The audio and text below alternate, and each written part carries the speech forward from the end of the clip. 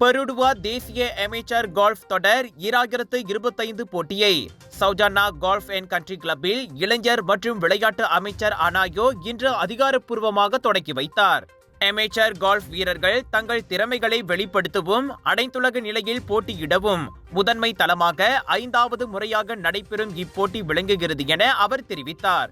நமது amateur golf வீரர்கள் அனுபவத்தை பெறுவதற்கும் அவர்களின் திறமைகளை வெளிப்படுத்துவதற்கும் இறுதியில் அனைத்துலக நிலையில் போட்டியிடுவதற்கும் இந்த முக்கியமான போட்டியை ஏற்பாடு செய்த ஏற்பாட்டாளர்களுக்கு தனது பாராட்டை ஹனாயோ தெரிவித்துக் கொண்டார். அனைத்து 14 மாநிலங்களையும் கூட்டரசு பிரதேசத்தையும் உட்படுத்திய இந்த தேசிய கோல்ஃப் போட்டியின் தொடக்க சுற்று கோத்தாபர்பாய் கோல்ஃப் அண்ட் கண்ட்ரி கிளப்பில் நடைபெறும். உலக அரங்கில் மலேசியாவை பிரதிநிதிப்பதற்கும் வளர்ந்து வரும் திறமையாளர்களை அடையாளம் கண்டு அவர்களை தயார்படுத்துவதற்கும் இந்த போட்டி சிறந்த தளமாக அமைகிறது.